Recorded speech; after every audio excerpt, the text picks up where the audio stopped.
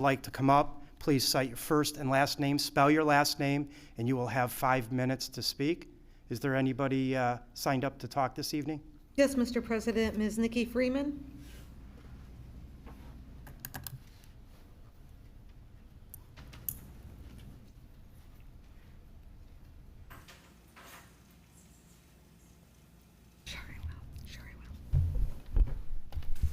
Good evening. My name is Nikki Freeman, Freeman, and I live at 18490 Howe Road. And the reason I'm here tonight is I live right next to a ravine that is owned by the development behind me, and I have spoken to both their, it's not really a homeowners. What they've told me is they're both president of this non-existing homeowners. They said when they built their development, the city of Strongsville did not require them to make a homeowners. So now there's 41 houses that some pay the fees that they've requested and some don't. The problem this is causing me is the money that they collect from these people take care of the ravine next to my house. All their runoff from their houses run through this ravine. The grass has not been cut all summer, except for one time when my husband cut it. And the water that goes through there is now, there's weeds and everything overgrown. I can email, I have pictures of the ravine. I've gone back, I know I have pictures of when it floods, because it does flood. But when the water is clear, when the water is running through, it gets as high as over the street and up our driveway. But my worry is now that all this grass is there, this water is going to go into our home. And I've lived there for 26 years. I've never had a problem. This is the first time. The presidents of this non-existing homeowners are quitting. They told me that. They said they're sending a letter, and I don't know what they're going to do. Nobody is taking care of this. I have reached out to Mr. Gallagher. He sent a request to the building department, and that was, I just looked, September 5th was the last communication I had. I have spoken to Ann. Ann is trying to help me. She has reached out to people as well. And I really need some help in this matter, because when I first moved in there 26 years ago, the field was full of cattails and water, and they did go in and clear it all out.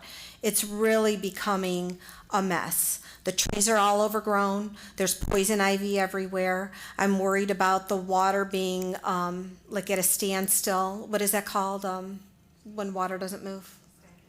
Yes. And I just need some help. Okay. Well, I actually spoke with our law department earlier regarding this, and maybe Neil can go back. Do you want to give her some information and then some ways to get in touch with you as we keep working on this issue, if we could do that, if that's okay? And then Mrs. Freeman, then you could just get back with me, and I'll keep working with Neil too regarding this. Okay. So I appreciate you coming in, though, Thank to you. address this. So now I should go talk to him? Yeah, he'll talk with you, and thank you, Neil, for this, because I know that this is just kind of like we're just in the beginnings of this, the somewhat homeowners association that was there or not there. Right. So he's kind of trying to figure out what areas or what we're going to do from here now. Okay. So I appreciate that. Thank you. Thank you for I'll coming keep this you evening. posted. You keep me posted. Next person.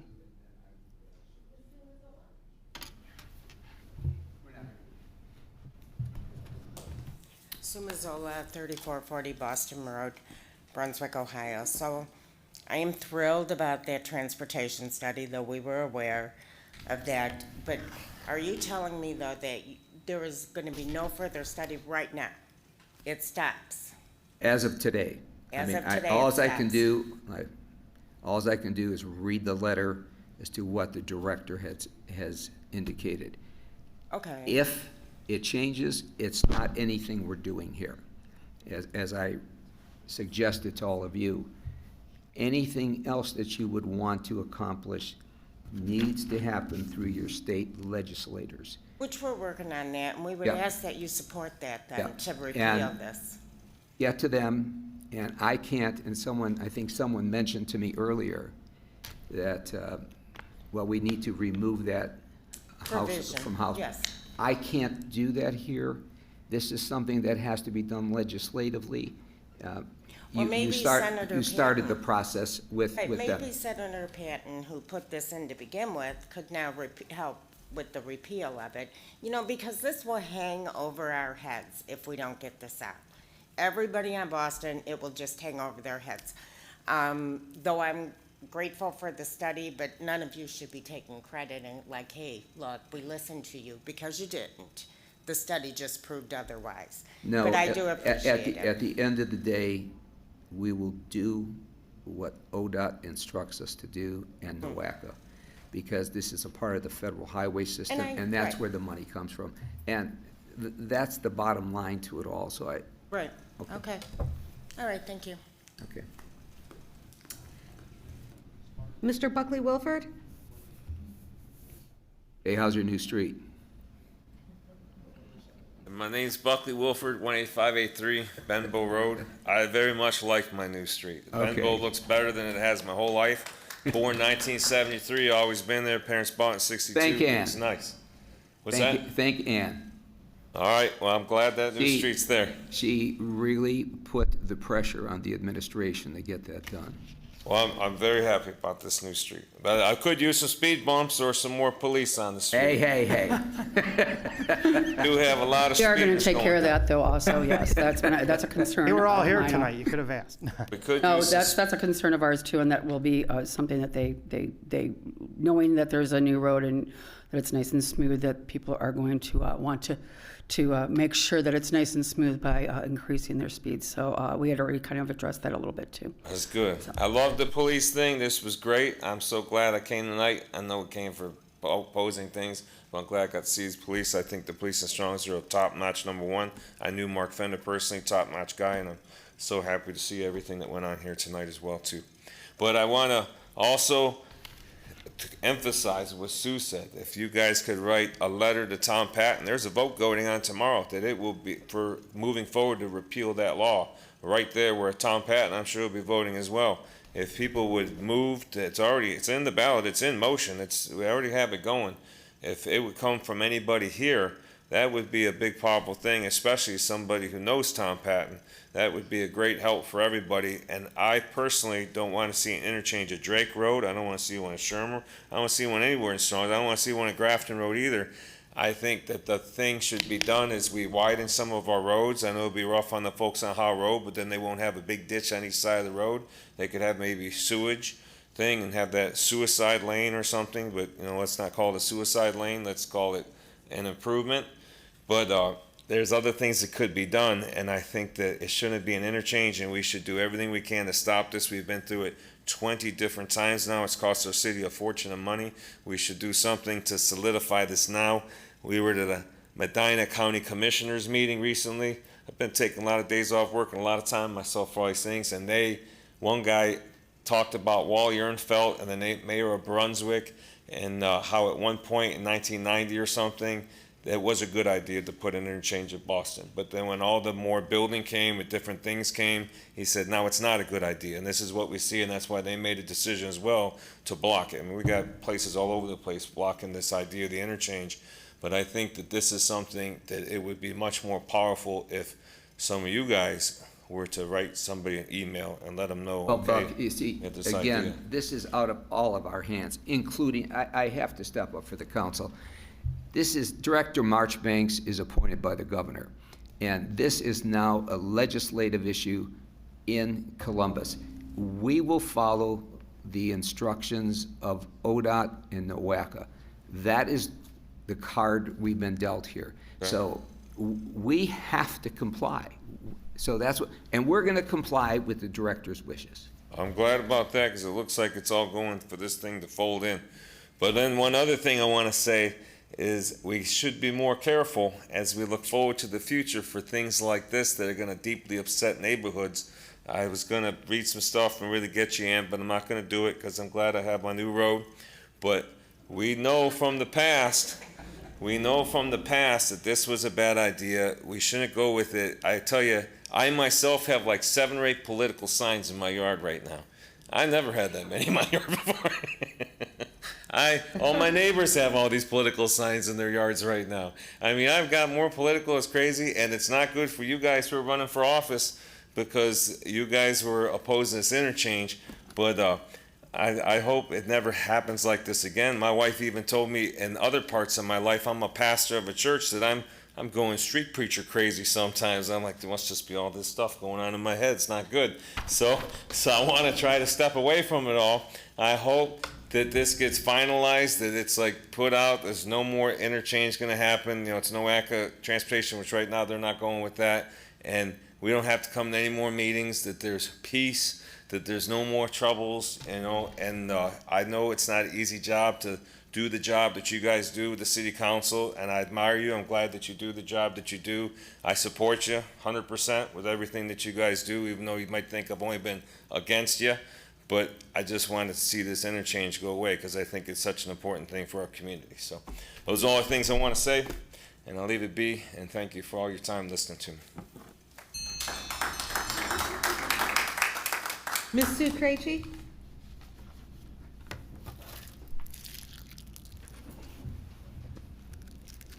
Good evening. Sue Krejci, 3365 Sliding Rock Trail. I spoke at the last meeting about the results of your study and the dangers of trusting feelings over facts. And I'm glad to hear the update tonight, but I'm not 100% that it's actually going to go through, that it's actually going to die. So I've got some facts. I've spent some more time with the study, and one thing I wanted to note was a caveat on page 94 that states basically that it's the analysis indicates better performance than what is observed in the field. So the poor/failing rating that we are anticipating seeing for the Howe Road 82 intersection for all of the proposed interchange designs on Boston is actually going to be worse in real life than it is on paper. Keep that in mind as you look at this data.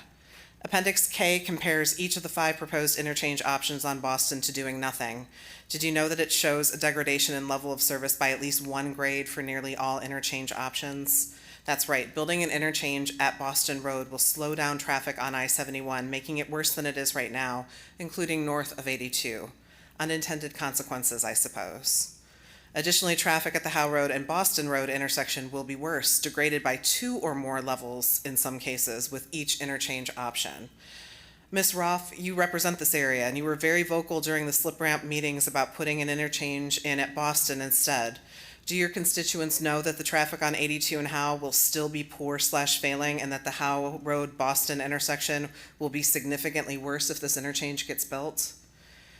Also, since your estimate of the traffic being mostly Brunswick people is not accurate, most of the cars who will use this intersection will double back north onto Howe Road to get to their residences south of Drake in Strongsville, meaning, that's right, more traffic on Howe Road. This is not a win for your constituents. What are you doing to provide them the facts and realities of these unintended consequences? Because the people that I talk to who support the interchange have no idea that it's actually going to have these kinds of unintended consequences. And I think it's really important to talk about that. Every action has a reaction. As an aside, it was really disappointing to see you liking comments on your councilwoman Facebook page about putting up barriers at Boston and Howe to block people from using Howe Road, the road that you live on. Some of your constituents who live on Boston and Strongsville are here tonight.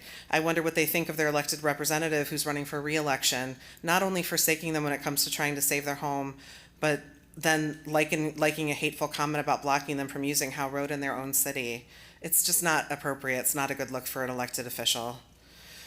We know who that commenter was really talking about, though, those pesky Brunswick residents. I was reading through the minutes of meetings from back in the slip ramp days, and it was interesting because the comments were mostly Strongsville people, including you, Ms. Roth, saying it's all the Brunswick people causing these traffic problems. It's 80% Brunswick traffic. You need to put an interchange on there. We should have done that years ago. And that's not what the facts have shown. And I wonder, does that make a difference to you in pursuing of this? I'm really glad that ODOT saw the light. I hope you guys all have as well. Because that false narrative of blame it on Brunswick was the whole purpose of putting this interchange on Boston. Again, 8% of the traffic is Brunswick traffic, not 80. Mr. Carbone, in emails about the interchange on your website, you stated, quote, "I am not convinced with the amount of traffic that travels on 82 and how currently, and then moving 75% to the slip ramp, that we don't create another issue. I see the traffic backing up to 71 from the slip ramp, which puts us back at square one. Now we moved the issue from a state route to a residential neighborhood." Doesn't this seem like the same result? I'm not sure where the 75% of traffic estimate comes from, except maybe Tom Patton, but I'd like to remind you that your own study shows only 23% of those exiting 82 West Ramp continue onto Howe Road until Drake. And again, only 8% of those cars continue into Brunswick. And when it was brought up that ODOT engineers with decades of experience designed this, Mr. Carbone said, "I understand their experiences in highway engineering, but I don't believe they live in Strongsville and are looking for what's best for our community." Feelings over facts. Your study was done by a Strongsville firm who I'm sure is looking out for the best interests of Strongsville, and even that does not support an interchange at Boston. To meaningfully impact 82 traffic with an interchange, you probably need to be looking north of 82 before the backups start, but you're actually not able to do that because of the limits of this legislation that's outside the narrow geographic area that's defined in Mr. Patton's language.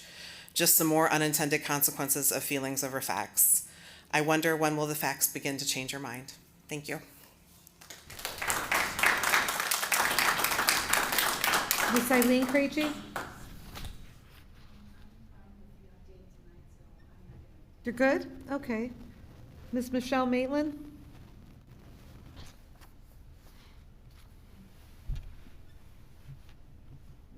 Hello, everybody.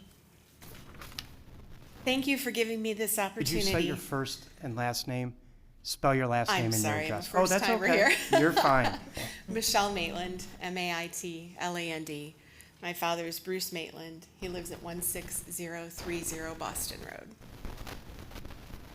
Thank you for giving me this opportunity to voice my thoughts and concerns regarding the proposed interchange project at Boston Road and 71.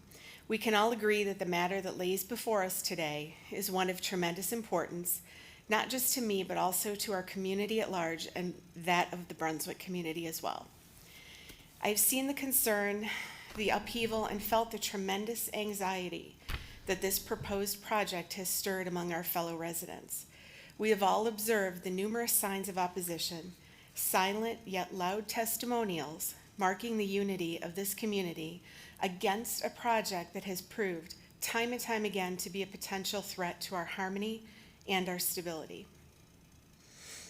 Among the letters, the emails, the phone calls, and the pleas, there lies the voice of a group of individuals in Brunswick and Strongsville bound together by a common thread, a wish to preserve the sanctity and integrity of our neighborhood. Today, I'm here not just to repeat these facts, not just to revisit the statistics or reiterate the findings of the recent and past studies, but to share something that can easily get muted in the heated debates, something deeply personal, yet universal in its appeal. A story of home, family, and neighborliness. The story of just one home in this community. In 1975, my father, a bricklayer, sold his car to purchase a vacant piece of property adjacent to Howe Road. Across the street, there was a vast expanse of undeveloped farmland, a huge cornfield that provided us with a beautiful view. With the help of family and friends, my father cleared the land, broke ground, and built a brick ranch. My brother and I, at 7 and 8 years old, worked beside my parents in whatever capacity we could at that tender age. At the same time, the farmland across the street slowly disappeared and a development started to emerge. Next to us stood another brick ranch, long established, that was built by George Craddock. He was a carpenter who happened to be the first baby born in North Royalton in 1900. George worked alongside with my father, laying bricks on the front of our house, and became not only a thoughtful, caring neighbor, but a dear friend. My parents invested everything in this home. Last year, we lost my mother. And now my 82-year-old father is facing the battle of his life because he has pancreatic cancer. His doctors believe that he can beat it. But consider for a moment standing in Dad's shoes for the last 7 months, going to chemotherapy every week, and seeing the signs on every lawn opposing this interchange. It's a constant reminder of two precarious futures, his health and his home. My story, my family's story, is not an isolated one in this neighborhood. Every house on Boston, every house on Howe, Benbow, and Carpenter are homes to similar tales. Behind each door and within each wall, these houses are homes to families who are striving to make a living, raise children, and plan a future. All working hard every day, all contributing to their community and adding to enriching the fabric of our neighborhood. For us, this is more than a collection of houses. It's a vibrant community with each family narrating its own unique story. This is the identity and life of our neighborhood, and it risks being overshadowed by the enormity of the proposed interchange project. I implore you all to consider our collective voice and our collective story. This is a residential area. I appreciate the study and the information that you shared this evening, but I just don't believe it. I'll believe it when I see it. There are more viable alternatives to this project. And so I urge you all today to reassess the impact of this project, to pump the brakes on the energy that you're expending to push this through in any way that you can. Thank you for your attention.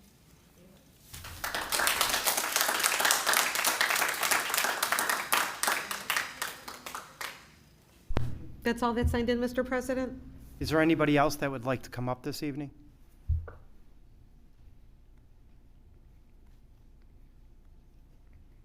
Sharia Kellums, 3450 Boston Road. I mean no disrespect right now, but I just want to say that I feel like I'm being the adult, and you guys were all children here, reprimanding you. I do feel that you could, state level, tell them that you think this is a bad idea and get on our side so we don't lose our homes. And I understand it is at state level now, but in the beginning it was not. In the beginning, it was Patton starting it, and I believe you guys talked with him about this. So it started here. Now it is out of your hands, but you did start this. I hope you never do anything like this to your neighboring cities ever again. And I hope it does get out, because I really don't want to lose my home. And it would be many, many homes. Thank you.